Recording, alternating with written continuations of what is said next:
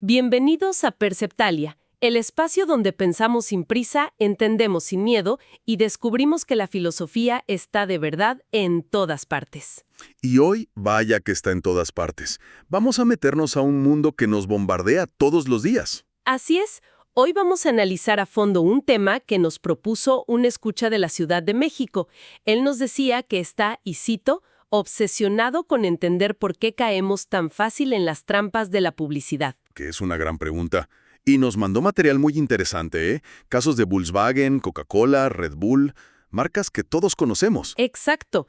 Entonces nuestra misión hoy es usar estos casos para entender la mecánica del engaño.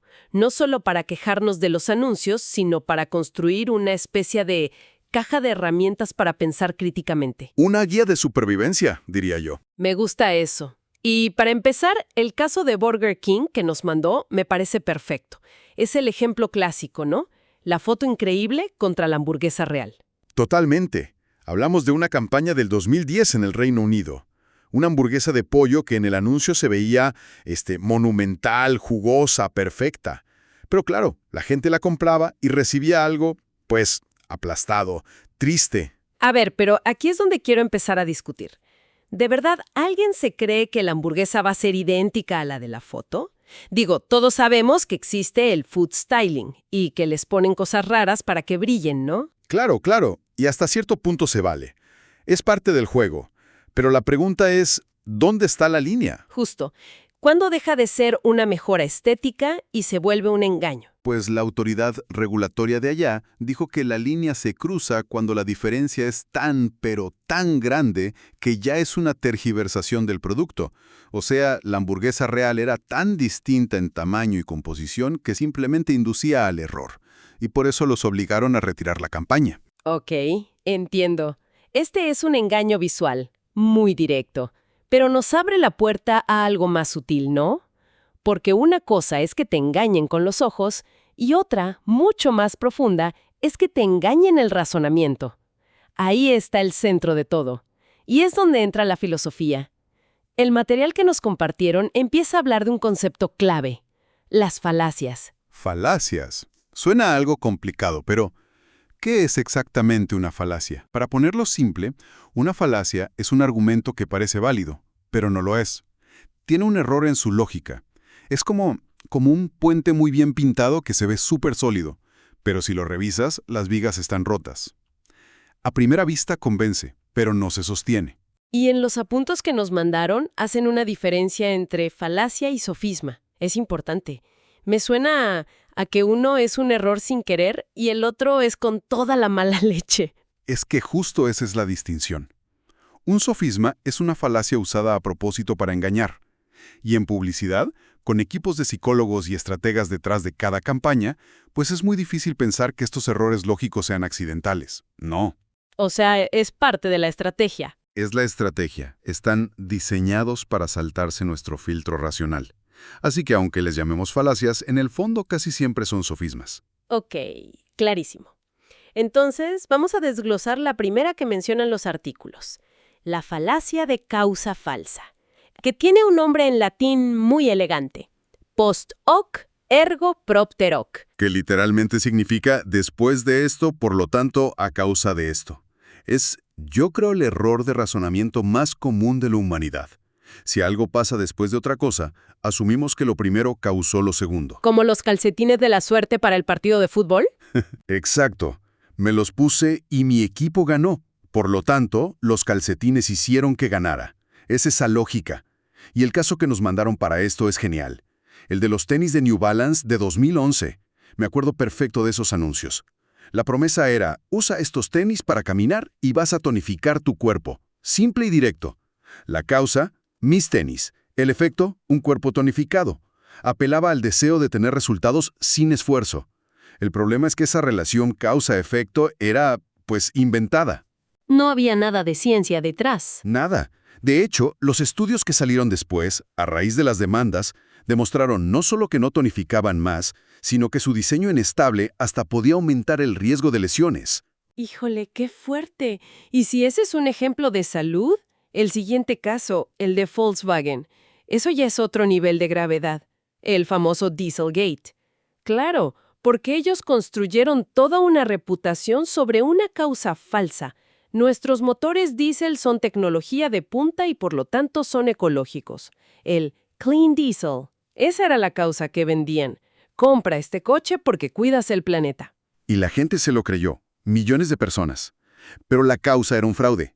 Tenían un software que detectaba cuándo el coche estaba en una prueba del laboratorio y solo ahí reducía las emisiones. No puede ser. En la calle, en el mundo real, contaminaban hasta 40 veces más de lo permitido. La causa de su buena reputación no era la tecnología, era un engaño masivo. Es que el nivel de premeditación es increíble. Ok, ya vimos cómo se puede inventar una causa. Pero, ¿y cuando el truco está en las palabras? La siguiente es la falacia de ambigüedad. O de equívoco. Este es mucho más sutil. Se trata de usar una palabra o una frase que puede significar varias cosas y jugar con esa confusión. Como el caso de los jugos HIT en Colombia. El eslogan era 100% fruta real. Pues uno lee eso y piensa que es puro jugo, ¿no? Claro, es lo lógico, pero ahí estaba la trampa.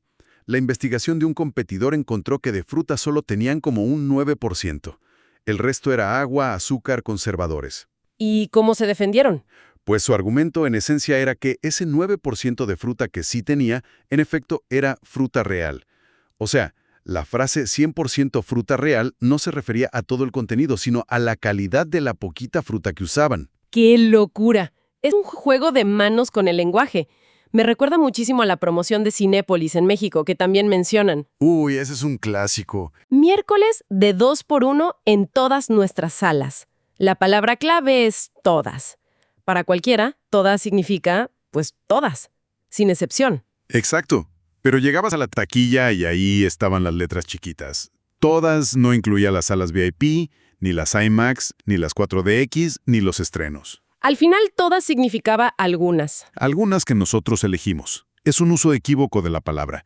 No mienten, porque sí hay una promoción, pero la exageran de forma engañosa y te generan una expectativa que, claro, termina en frustración. Hablemos de otra táctica muy común. Apelar a una figura de autoridad. El argumento ad verecundiem.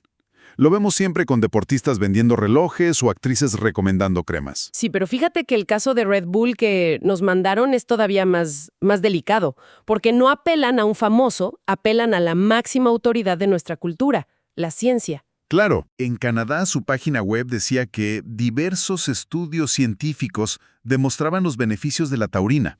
Y uno lee estudios científicos y se le quita cualquier duda. Si lo dice la ciencia, ¿es verdad? Esa es la trampa. Nadie se va a poner a buscar esos estudios. Uno asume que existen. El problema es que, como se demostró, esos estudios que respaldaban sus afirmaciones simplemente no existían o no eran concluyentes. O sea, era mentira. Estaban usando el prestigio de la ciencia como un disfraz. Es una llamada de atención para desconfiar siempre del científicamente comprobado, si no te muestran las pruebas. Totalmente. Y esto nos lleva a la que quizá es la madre de todas las falacias en publicidad, ¿no? La que anula todo lo demás. La apelación a las emociones. Sin duda, es la herramienta más poderosa. Se salta el guardia de la entrada, que es nuestro cerebro racional, y va directo al centro de mando emocional. Si un anuncio te hace sentir feliz, o nostálgico, o te da miedo, tu capacidad de análisis baja a cero. Y el maestro de esto es Coca-Cola. La campaña de 2013 que citan es un caso de estudio. Asociar una bebida con altísimas cantidades de azúcar con la felicidad, la amistad, la risa. Y no solo eso. En México llegaron a decir que las calorías de una lata se quemaban con actividades divertidas como 22 minutos de bicicleta. El mensaje es: no te preocupes por el azúcar, la felicidad lo quema. Es emocionalmente brillante, pero lógicamente perverso. La emoción positiva oculta y minimiza el dato duro, el impacto real de ese azúcar en la salud. Por eso sancionaron la campaña. Y en el mundo de la cosmética es todavía más directo, ¿no? Los casos de L'Oréal y Dior sancionados por usar fotos de actrices famosas súper retocadas con Photoshop. Ahí apelan al deseo y la aspiración. Te muestran un resultado que no es solo idealizado, es literalmente imposible de alcanzar con el producto. Crean una promesa emocional de que te vas a ver así. Y la emoción de quiero verme así es tan fuerte que anula la pregunta racional de ¿esto de verdad funciona? Te venden un imposible y se aprovechan de una inseguridad. Es muy potente. Ok, Después de este recorrido, que es un poco desolador, la pregunta es, ¿y ahora qué? ¿Qué hacemos con esto? Porque parece que todo es un campo minado de engaños. Es una sensación comprensible. Pero la idea no es volverse un cínico que no crea en nada. La consecuencia más profunda de todo esto es la erosión de la confianza. Y el antídoto para eso no es el cinismo, es el pensamiento crítico. Que suena muy bien, pero ¿cómo se ve el pensamiento crítico en el día a día cuando estoy viendo un anuncio en Instagram? Se ve como tener una pequeña lista de verificación mental. Primero, ¿qué me están queriendo hacer sentir? Identificar la emoción es el primer paso para neutralizarla. Alegría, miedo, envidia. Ok, identificar la emoción. ¿Cuál es la promesa real del producto? O sea, quitándole toda la música, los colores y la gente bonita. ¿Qué es lo que dicen que hace? Y tercero, como bien dices, ¿qué pruebas me dan? ¿La prueba es un dato real o la sonrisa de un actor? Exactamente. ¿La evidencia es una demostración o una imagen retocada? Se trata de aprender a separar el argumento de la decoración. Es solo hacer una pausa y preguntarse, ¿esto tiene sentido lógico o solo le está hablando a un deseo o a un miedo que tengo? Me gusta esa idea. No es rechazar todo, sino analizarlo. Tomar decisiones más conscientes, basadas en la razón y no solo en el impulso que un creativo diseñó para mí. Y eso nos lleva a una reflexión final.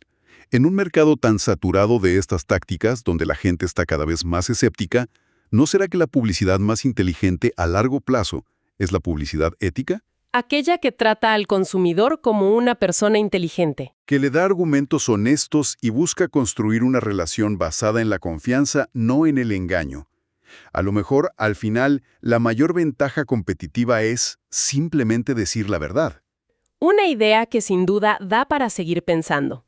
Esto fue Perceptalia, el lugar donde pensar se vuelve un acto de libertad.